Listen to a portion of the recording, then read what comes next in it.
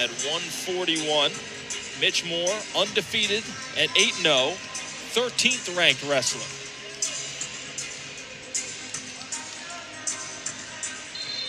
And here we go. There's Mitch Moore immediately, Joe, going to that front headlock. Oh, he drove him right down. This is one of the meanest guys you'll ever see on the mat. Picks up that quick 3.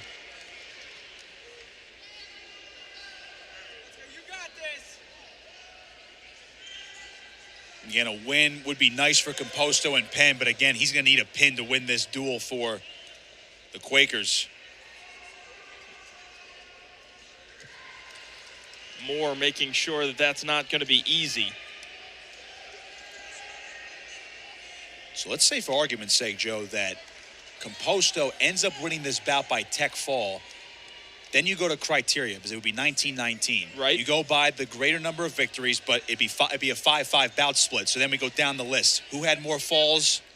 Which there's been no pins tonight. So then that's when you go to that total number of points scored by the wrestlers. And right now, Rutgers does have an 84-67 lead from their individual scores.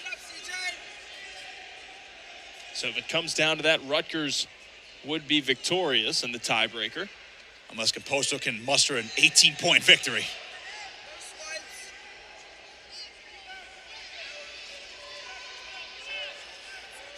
Well, like you said, the science is getting kind of simple. Need a pin if you're Penn. It's almost like those NFL playoff scenarios. How about you just win and you get in? Oh, it's never that easy. Easier said than done, for sure. Exactly. I like what Moore's doing right now. He's got that cross wrist. Really pushing that elbow underneath, trying to get these tilts. He's doing a great job on top right now. Again, went from that front headlock and eventually just worked down to that single leg and just used them both. It was almost like an awkward cradle attempt, but again, Moore was just worried about driving his opponent to the mat there. Composto's got a lot of work to do here on bottom.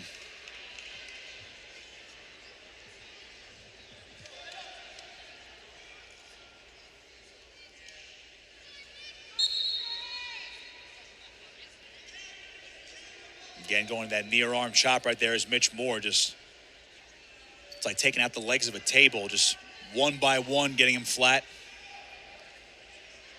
See that chop coming in again. The crossface here from Moore, trying to collect that far side wrist, and now trying to hook a leg as well.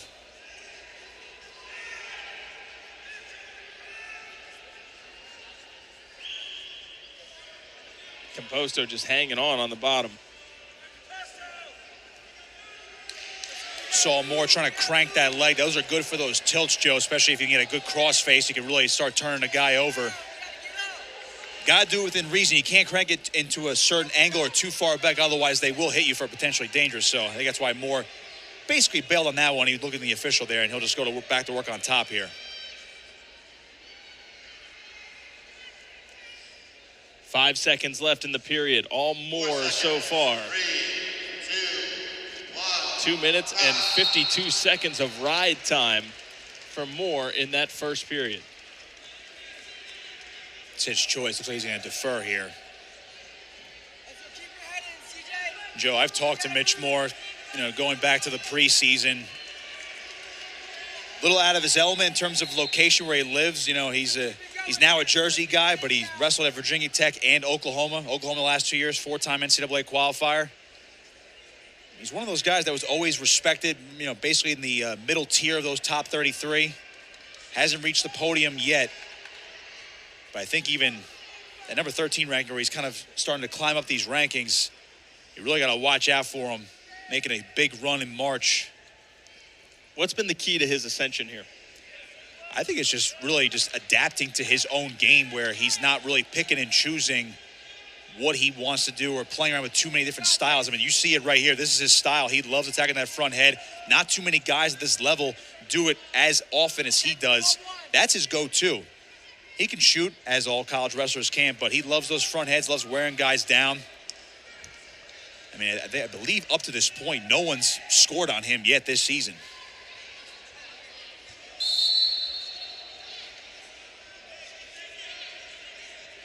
And these are the talking tos he has gotten throughout his career, Joe, is that You have to be careful with those front heads.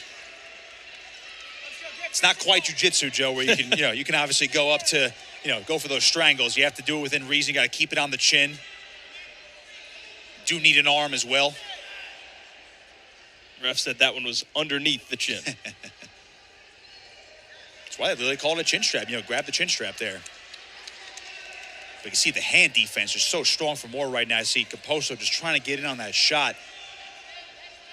But Moore's just so heavy on that front head and being able to post on those shoulders. Good shot here from Composto, though.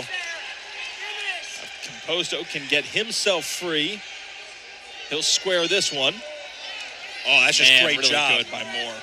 See him whizzing hard there, Joe, and hipping back into him and see if he can get him flat now. And this is where Moore loves to thrive. Composto has got to be able to knee slide up now. He's too far extended. This is where Moore can start breaking the grips and turning to the back. 3, 2,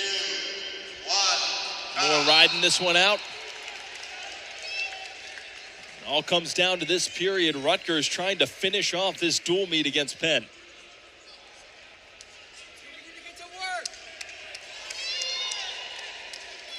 Looks like Moore is going to go bottom here.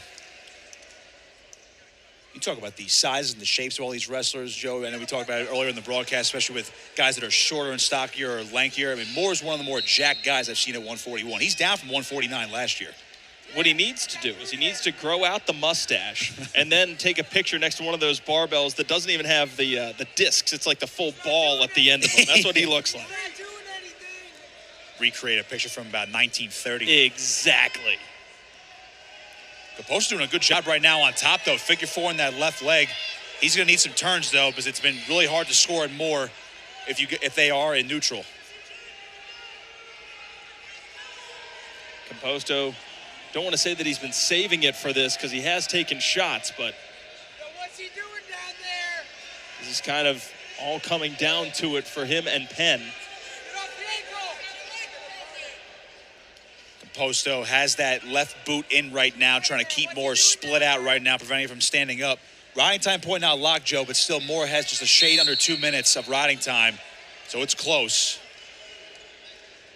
Stalemate called, and they'll restart here.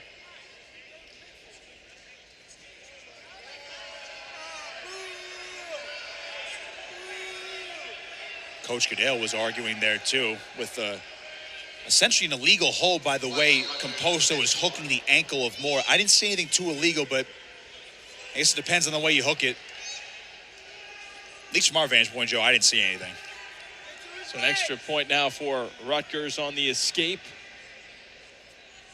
Moore just trying to defend against Composto here. Good sprawl to keep those hips low. And Composto had that double, too, there, Joe. It just couldn't. He was not deep in quite enough. And again, Moore's hips are just too heavy, too strong, able to get back. And now he's got that underhook on the right side. Got to watch the whip over if you are Composto.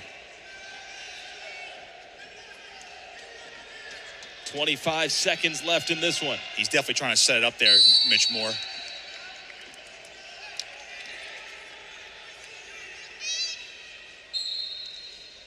Riding time point obviously locked for Moore. So it's a 5-point lead. Composto's going to need something huge. Stall warning being called, but 10 seconds left in this one. 4 seconds. 3, 2, 1. And that'll do it. Winner Moore wins 5-0. And Rutgers takes down Penn in this dual meet. That was a great come-from-behind win there for the Scarlet Knights. Penn was well in control, Joe, at the start of the duel. But again, the hammers for the Scarlet Knights, John Posnanski, Jaroslav Slavakuski, Dean Peterson coming up big. Dylan Shaw for the clutch takedown. Controversial or not, but Mitch Moore finishes it off. And again, if you flip that